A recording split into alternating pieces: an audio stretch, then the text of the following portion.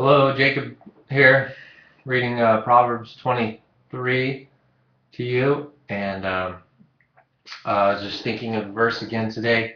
My heart is stirred by a noble theme as I recite my verses for the King, and I hope you're blessed and find wisdom as I have um, in these Proverbs, and pray that it speaks to you. And here we go. I'm going to read Proverbs 23 and share a few practical insights. Um, Proverbs 23. When you sit down to dine with a ruler, consider carefully what is before you, and put a knife to your throat if you are a man of great appetite. Do not desire his delicacies, for it is deceptive food.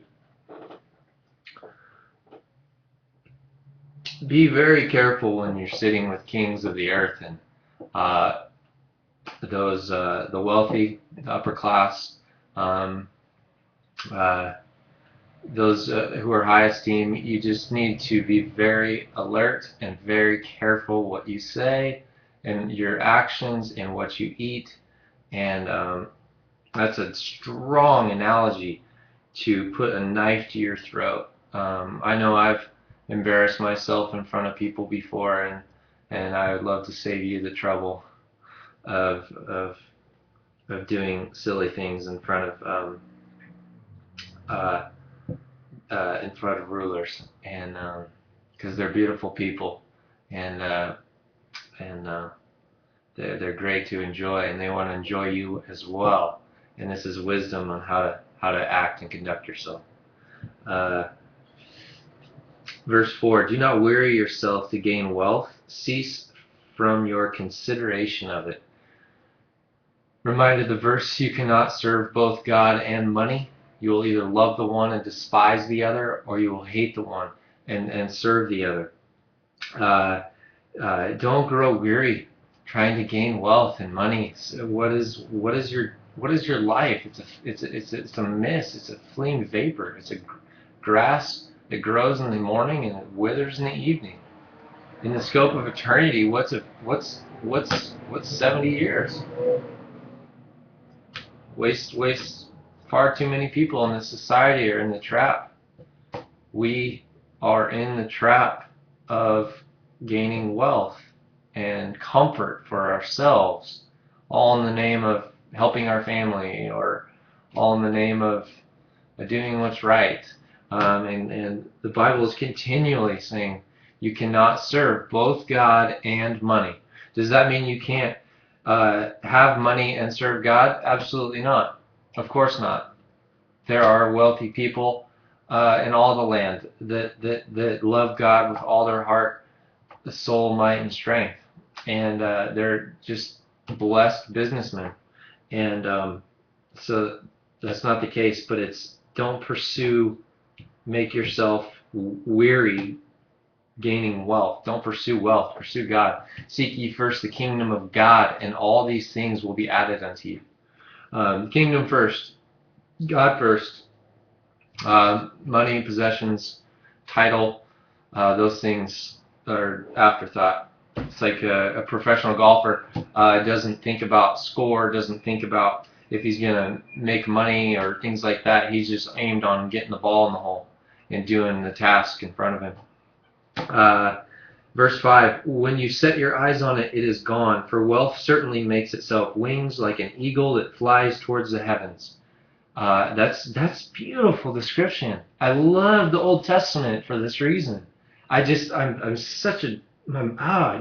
fascinated by the pictures that are painted in these things. I just picture dollar bills just flying away, and it says wealth certainly makes itself wings. How many people in the stock world just get crushed, and they pursued it, and then the stock crashes, and and it's gone. It's just vaporized, and it's just like it's just like vapor. It just disappears. You can't see it. It's gone. You don't know where it goes. And and Proverbs 23 is describing money as an eagle that flies towards the heaven.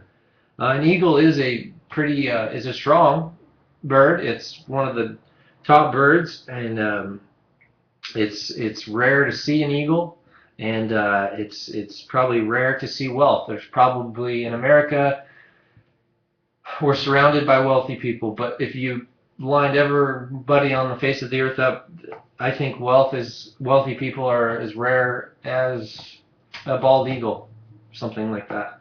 And it flies towards the heavens, just like a mist or a vapor. Verse 6, do not eat the bread of a selfish man. Do not eat the bread of a selfish man, or desire his delicacies. For as he thinks within himself, so he is. He says to you, eat and drink, but his heart is not with you. You will vomit up the morsel you have eaten and waste your compliments.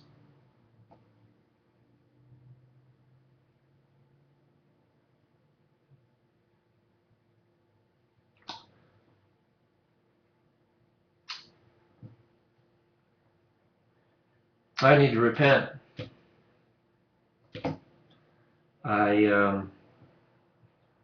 That really convicts me big time. Big time.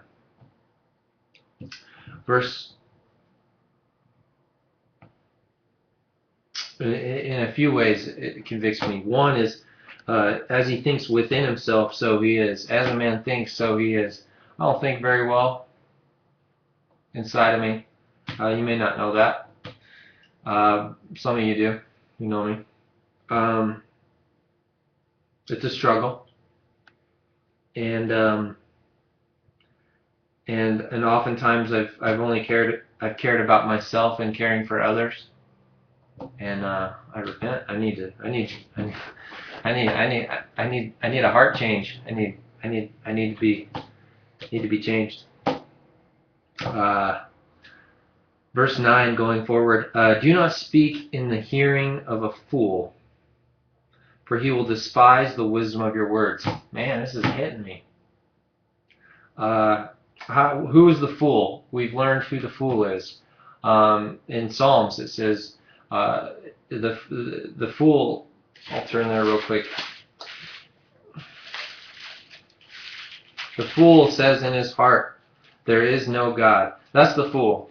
That's Psalm 14:1. The fool says in his heart, there is no God. And so here it says, do not speak in the hearing of a fool, for he will despise the wisdom of your words. It's just, don't waste your breath. I need to hear that. Do not move the ancient boundary, or go into the fields of the fatherless, for their Redeemer is strong. He will plead their case against you. Apply your heart to discipline and your ears to words of knowledge. So here's wisdom saying, don't do this, do this. And a lot of times we need to hear that. Don't move the ancient boundary. What is the ancient boundary? Well, the law of the Lord. Don't change. You can't. When the course is set, the golf course is before a championship golf tournament. The course is set, and you can't change anything. The boundaries are set. The lines are set. And it's saying, don't do this, do this. And what does it say? Apply your heart to discipline. Woo! That's a minute by minute, moment by moment struggle. And your ears to words of knowledge. So tune in your ears. Perk up your ears to words of knowledge. We need to be growing in knowledge. Yeah, that's why I encourage you to chew up the Bible and spit it out and share it, so we can grow. I know I'm growing and I love it. I want more. Do not hold back discipline from the child. Although you strike him with the rod, he will not die. For you shall strike him with the rod and rescue his soul from hell. What good is it if you have a son, you have a child, and you never discipline this child, you never spank this child, or you never correct this child, or rebuke this child, and you let him just go the way that he wants to go? What good is that if he ends up in Sheol, if he ends up in hell? Lives his whole life, never gets disciplined, and you are responsible for him, and he ends up in hell. It's terrible. It's awful. And the Bible is instructing on how to raise a child. We saw that in Proverbs 22 and in 23. And it's do not hold back discipline. Human beings, we don't like discipline. I know the discipline of the Lord is not fun when you go through it. But those who have been trained by it know that on the other side of discipline is righteousness. And righteousness is rocking. It's awesome. Because your life is free and you're living right and you're just enjoying the beauty and you're enjoying the presence of God. And when that's in the presence of God, there's a fullness of joy. Psalms 16, Psalm 16 says that. You shall strike, verse 15, my son, if your heart is wise, my own heart also will be glad.